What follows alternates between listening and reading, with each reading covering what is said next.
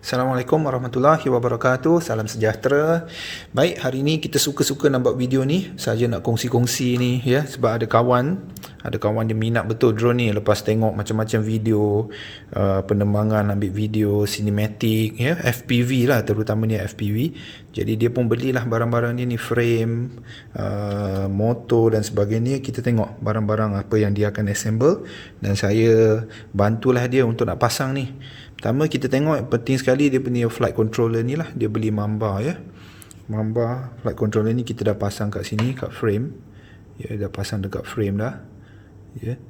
Dia ni apa ni, stack lah. Stack dah ada FC dia, flight controller dengan dia punya ESC kat bawah ni. Kita belum solder lagi kan. Jadi frame ni frame Johnny FPV 5 inch ya, True X lah. Kita nampak dia True X. Ya, True X, dia bukan stretch. Dan dia punya flight controller ni, Mamba ni, jom kita tengok dalam. Apa yang menarik ni dalam packaging Mamba ni, boleh tahan lah sekarang kan. Tengok cantik dia punya casing.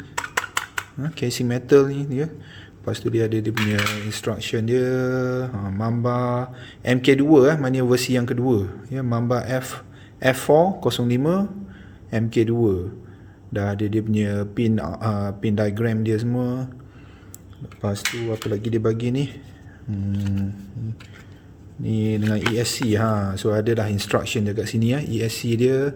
Yang ni dia boleh support 3S sampai 6S boleh masuk sampai 6S LiPo so bagus lah ni, tinggi lah ni ya. Biasa sekarang ni dah orang pakai 6S kan, 4S pun boleh lagi ya. Dua ni dah, apa lagi yang dalam ada ni, FC kita dah pasang kat sini, tapi ni barang-barang yang datang sekali lah, besar ni ya.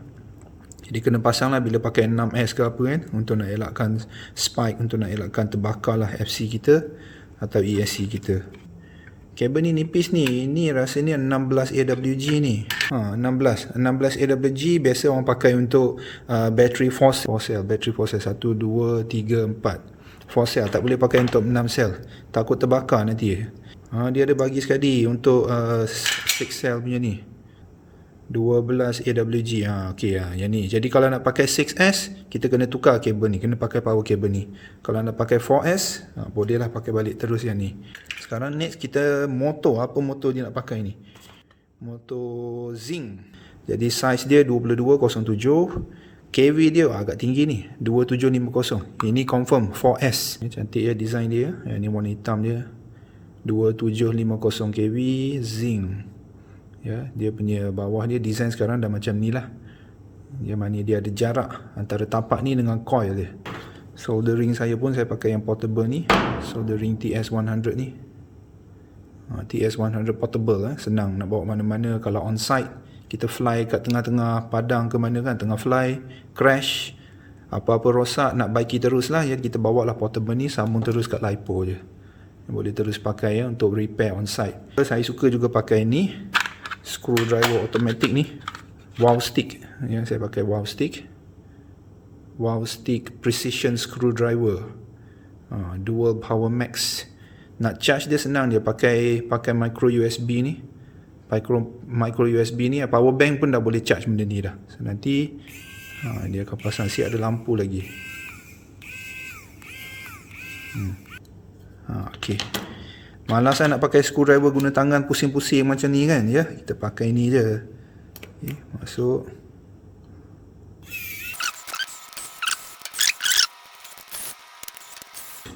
Okey, kita keluarkan top plate. So nampak dah kat sini ya. Dia ada side plate juga. Johnny FPV punya frame ni ada side plate. Kalau tak nak pakai slide plate pun tak apa ya, tapi pakai tu lebih selamat lah untuk kamera ya. Jadi nampak ni ya, cantik frame dia, True X. Dia punya base dia tak adalah panjang sangat, tak adalah kecil sangat, cukup-cukup lah letak barang-barang ni. Biasanya kalau frame macam ni pakai untuk freestyle ya, jarang orang pakai untuk racing ada setup lain, tapi ni untuk freestyle. So, kalau tengok stack dia agak tinggi ya. Nak pasang motor dulu. Okay. Motor biasanya kabel ni kita kena estimate sikit lah. Pasang dia dari sini, kita nak solder kat sini nanti. Jadi nak jadi kemas sikit, kita tarik ngam-ngam, agak-agak sikit. Okay, agak-agak sikit nanti lebih kurang panjang ni kan. Lebih kurang panjang ni. nanti baru kita potong lah. Nanti kita potong. Lepas dah kemas-kemas semua ni, baru kita solder. Baru kita potong, baru solder. Sekarang kita nak pasang ni dulu. Jadi kita masuk. Satu benda yang kita kena check, nut ni cukup panjang tak? Nut ni cukup panjang tak? Tengok jarak ni kan sekarang ni. Dia ada keluar sebanyak jarak macam ni. Dia ada jarak keluar macam tu kan. Jadi kita tengok dia terlebih tak, panjang sangat atau pendek sangat. Kalau kena kat motor ni, ya, ni. Tengok motor ni, kalau kita letak, jarak dia, panjang dia tak adalah panjang sangat sampai dia tak adalah kena dekat coil tu. Jadi selamat lah ni. Jadi sesuai lah skru ni untuk kita nak guna. So jom kita skrukan dia dulu. Jadi untuk video ni dan untuk setup ni, kita akan pakai ni heat-shrink tip untuk sebagai cable guard dia. Jadi maksudnya kabel ni kita akan masukkan dalam untuk protection ya. Masukkan ke dalam. Lepas tu letak kat sini kan.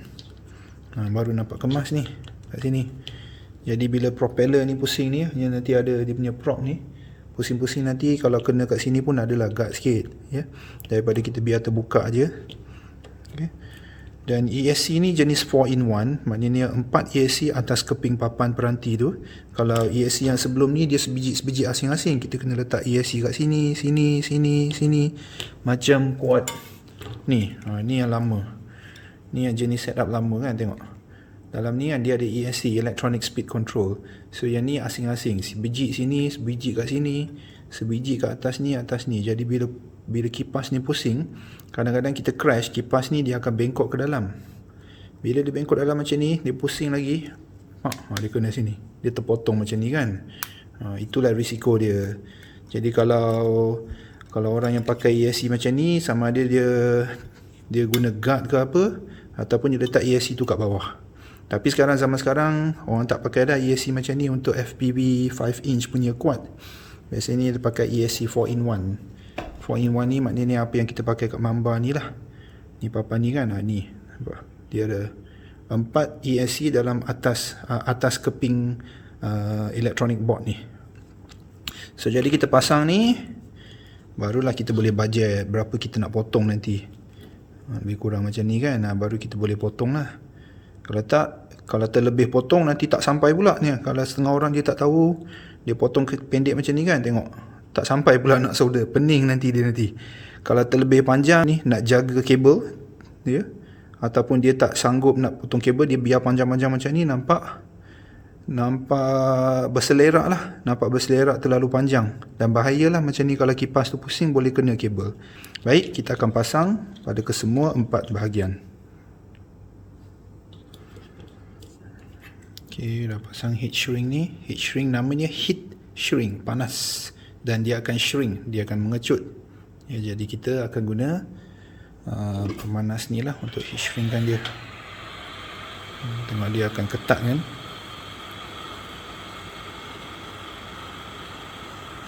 Okay. Nampak dia dah kemas lah.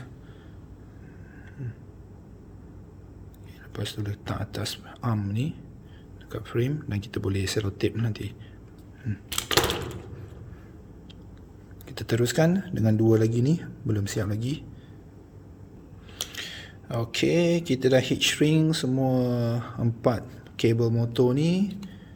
Kita dah ketatkan dia, dan sekarang kita nak potong kabel ni supaya dia cukup saja panjang dia untuk sampai ke ESC, kawasan kita nak solder ni. Baik. Untuk tu kita cabutkan dululah FC ni ya. Sebab kita nak solder pada ESC ni, jadi ni nanti dia mengganggu ya. Mas ni ya.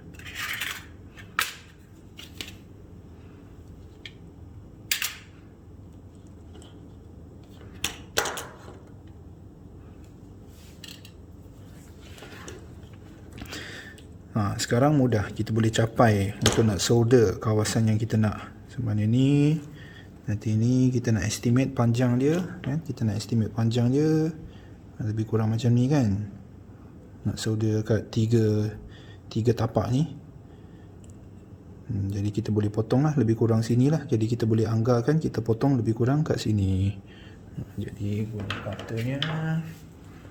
Okay, saya akan potong terus.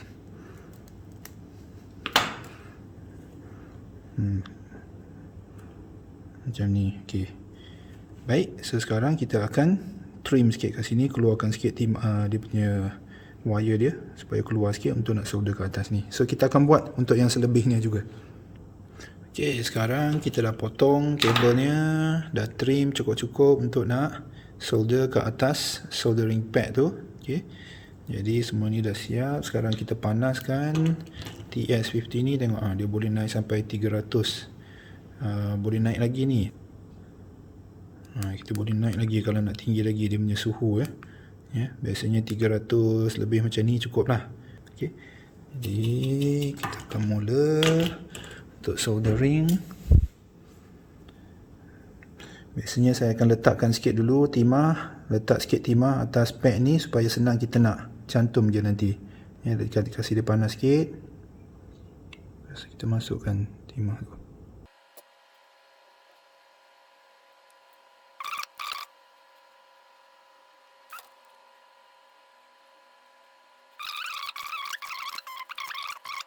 Lepas tu ni dua kawasan ni untuk nak solder yang ni.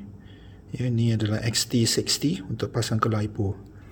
Seterusnya ke atas kabel ni pun kita nak letak sikit lah timah. Ya, nak letak sikit juga timah supaya senang dia lekat nanti.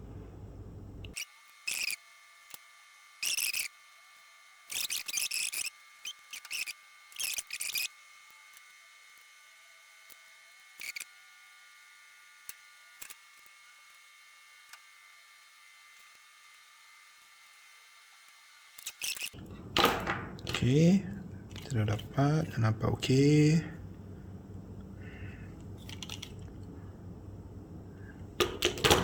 Baik. Okey, sekarang kita nak bajet macam mana kita nak sambung dua komponen ni. Satu ni adalah receiver. Warna kuning ni, okey, warna kuning atau putih signal. Warna merah 5 volt, warna hitam ground. Ni untuk kita nak sambung, kita nak pakai radio master TX60 ni, dan ni adalah receiver kepada dia. Tapi ni sebenarnya multi protokol, jadi dia boleh pakai macam-macam receiver, tapi kali ni kita nak pakai XM Plus dari FreeSky.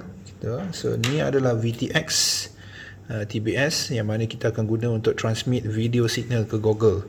Sekarang kita dah sambung VTX TBS Unify Pro, kita dah sambung, dah solder dekat pin sini.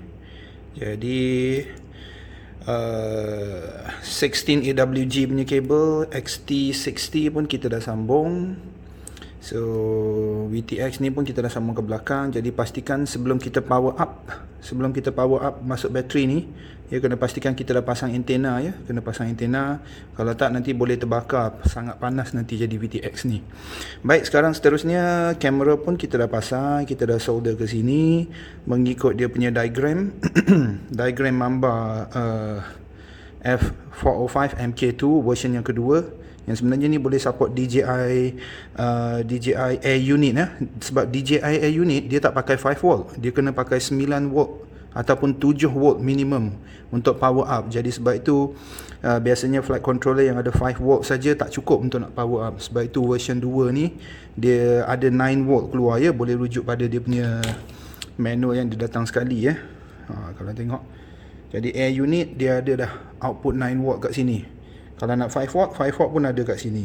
Tapi sekarang ni kita nak sambung XM Plus pula. Kita nak sambung XM Plus untuk kita nak receiver ni nak binding dengan Radio Master. Radio Master TX16S. Ya, jadi kawan kita ni dia nak pakai remote ni, radio remote ni, dan dia akan pakai XM Plus. Jadi kita nak sambung 3 kabel ni kepada flight controller. Nak sambung ke mana? Kita pun tengoklah dia punya diagram. Tengok yang mana ada S-bus. Ni kat kawasan ni ada S-bus kan. Okay, pin ni S-bus. Lepas tu ada 5 volt, ada ground kat sana. Okay, cukup. Semua ni dekat-dekat situ. Okay, jadi kita akan pakai port tu lah. S-bus, 5 volt, ground. Maknanya kalau dekat sini, kita tengok dua ni, maknanya S-bus header, dia kena macam ni. Macam ni. Okay, maknanya ni connector USB. Okay, kita tengok S-bus kat belah kiri sini. Jadi ni yang pertama ni S-bus, kabel warna kuning. Lepas tu yang ni 5 watt kabel warna merah dan kabel hitam. Kuning, merah, hitam.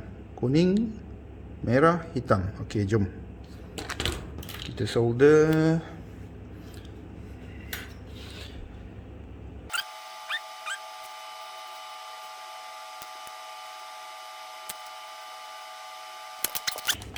Kita tengok ada apa-apa short tak. Check connectivity. Check dulu dekat power supply. Okay, tak ada short. 5 volt dengan ground ada short tak? Tak ada short. Ini ground. Okay, plate ni adalah ground. Nampak ni ground. Okay, tak ada short. Kita boleh power up. Boleh cocok LiPo. Kita cocok LiPo. Baik, kita nak sekarang. Tengok ni hijau ni sebab ni dah binding ya. Kita dah pernah bind, tapi kita akan tunjuklah step dia macam mana nak binding. So sekarang kita nak check ada output tak ni. Kamera ni dekat Google ada visual tak. Saya pakai Google Fat Shark. Ini untuk nak pusing kipas ya. Kalau pasang ni dia ada kipas kat dalam ni untuk pusing. Lepas tu kita check ada visual tak. Tengah search channel. Okey, dah jumpa. Okey, dalam ni memang ada gambar dia ya. Kalau nampak warna hijau tu kan, ada nampak warna hijau kan. Sebenarnya ada gambar tu kan. Kalau saya letak tangan celah. Mana kamera? Ni tangan saya. Saya letak jari dekat kamera tu, nampak ada perubahannya dekat screen Google tu kan. So maknanya memang ada image lah, ada visual kat sana. Jadi VTX functioning, kamera functioning. Kita nak binding RX. Baik, kita cabut dulu. Okey, sekarang kita nak binding receiver ni dengan remote ni. So kita on dulu. Saya tak pernah pakai lagi ni Radio Master ni. OpenTX. Okey, OpenTX. Saya tak pernah pakai Radio Master ni T16. Tapi kalau dia kata OpenTX tu, sepatutnya interface-nya lebih kurang sama lah. Ini ada return button, next page, previous page, telemetry. Dia ada roller dial kat sini. Lepas tu boleh klik. Okey, jom kita klik lama-lama. Model select. Model select nampak ada tanda tu kan, ada tick tu, maknanya model ni dah selected. So next kita nak pergi ke page. Tekan ni lama-lama dia masuk ke page ni. So kat sini kita boleh buat setting. Ni kita boleh namakan apa-apa yang kita nak lah. So kalau untuk case ni kita akan, sebab receiver ni FreeSky, saya lebih prefer kita namakan dia terus FreeSky atau kita nak pergi ke cari dia punya binding button. Okey, kat sini kita dah set pun mode dia pakai internal RF ataupun internal module, iaitu pakai antena yang ni. Kalau model ni dia ada sekali dengan TBS. Kawan kita ni dia dah beli modul tambahan, external module TBS Crossfire. Tapi kalau tak beli pun dalam ni memang dah ada built-in antena ni kan. Ni sebenarnya sambung dalam ni ada modul dia, built-in module. Multi mana ni internal module, kita pakai internal module. Multi, lepas tu kita select FrSky D16, telemetri boleh pergi sampai 16. Module status AETR kat sini. Kita tengoklah nanti dalam Betaflight. Ni button binding ni kan. Bila kita klik button ni, kita kena klik sini, jadi baru dia akan bind. Atau bahasa yang lain kita panggil pairing dia lah ya. Kalau telefon kita pakai pairing. So ni kita akan klik select. Sebab kita pakai D16, so kita pakai channel 9 to 16 ya. Dia boleh support up to 16 channel, telemetry on. Baik, nampak perkataan kat sini dia tengah tulis binding. So dia dalam binding mode, dia tengah tunggu receiver sekarang. Jadi jom kita cocok LiPo.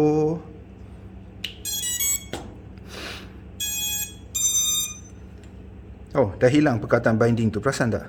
Dah hilang. Maknanya tengok sini ya. Dia terus dah warna hijau dah kat sini. Sebab sebelum ni dah ada binding dah rupanya.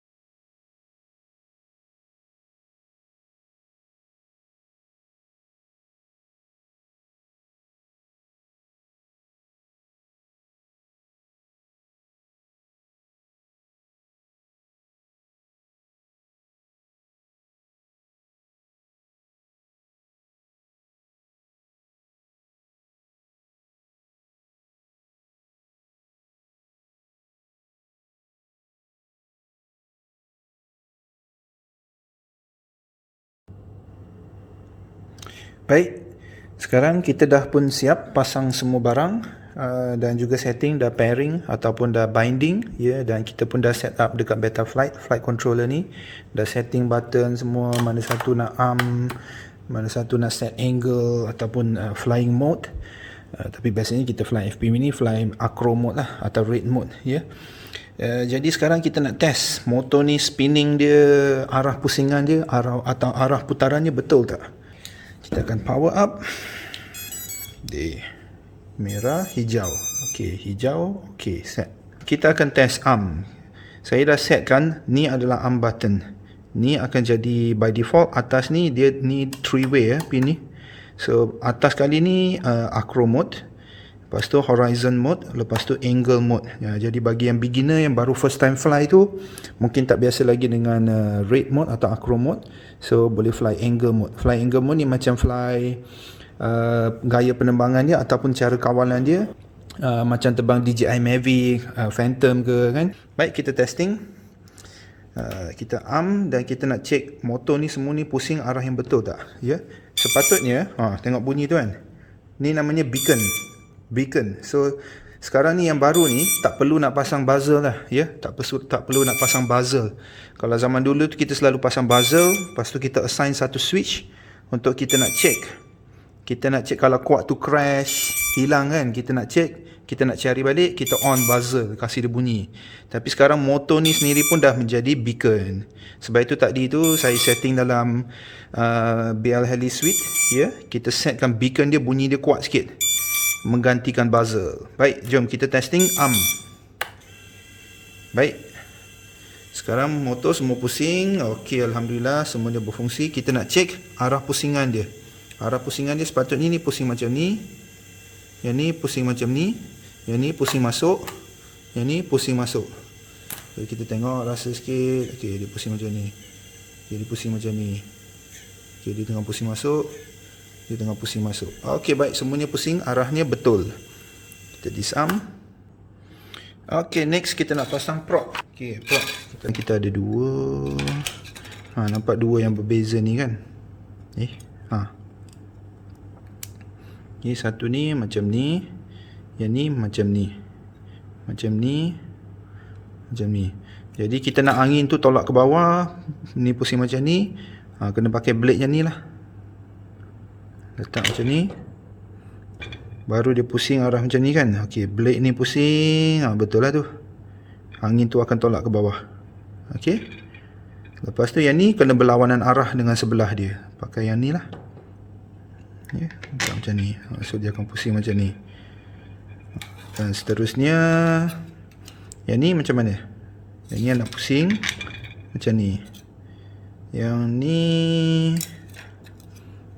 ni prop ni silap ni, prop tak cukup, kena cari prop lain bergaya sikit, kita letak belakang warna hijau lah macam ni. So dia akan pusing macam ni, dia akan pusing macam ni. Baik, jadi kita akan pasang ke semuanya dan kita akan cuba hover testing fly ya. Jadi penting ya tuan dan puan, rakan-rakan yang tengok ni, sebab itu penting kita nak design ataupun nak kemaskan dia punya cabling, wiring, semua kena kemas. Sebab apa, kalau ada apa-apa yang keluar, tengok, bayangkan prop ni pusing, kalau benda ni kat luar sini, bayangkan kalau benda ni luar kat sini, dia akan terpotong.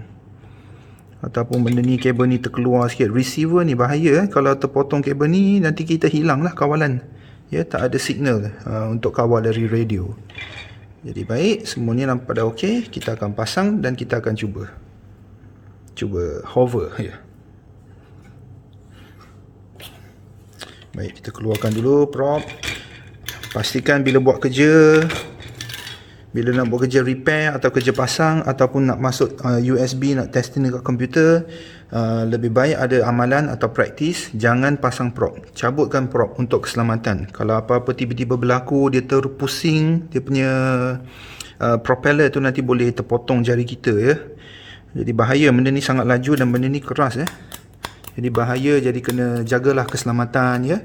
Janganlah sampai terkena budak-budak kecil ataupun diri sendiri. Ya, nanti tak sengaja ya, tak sengaja nanti boleh berdarah. Kalau worst case boleh terpatah ya. Baik, kita nak tutup.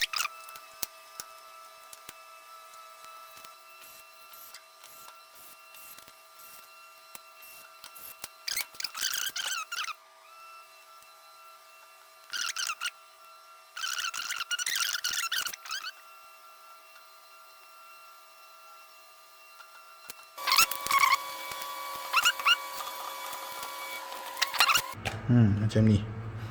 Baik, jom pasang. Bateri boleh cabut dulu.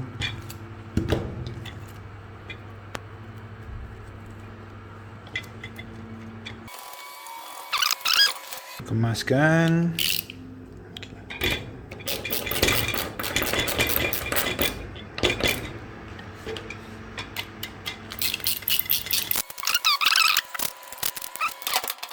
Biasa sekarang ni kita tebang macam ni kan.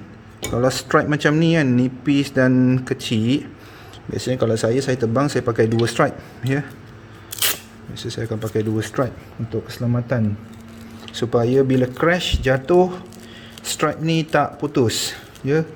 Kalau stripe ni putus, maknanya power source tu hilang lah ya, nanti bateri pun tertanggal.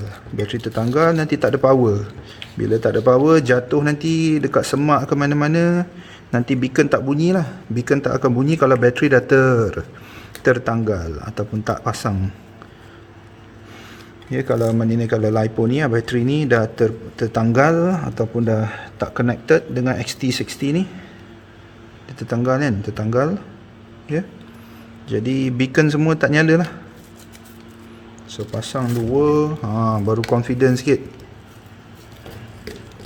Baru confident sikit nak tebang. Okay, nampaknya we are ready to test. Bagusnya ni pun kita boleh stripekan sekali lah ya. So kita perlukan ni je kan. Okay, sebelum kita tebang juga, pastikan motor ni tak longgar. Nak dia kat bawah ni ketat, supaya dia ketat lah.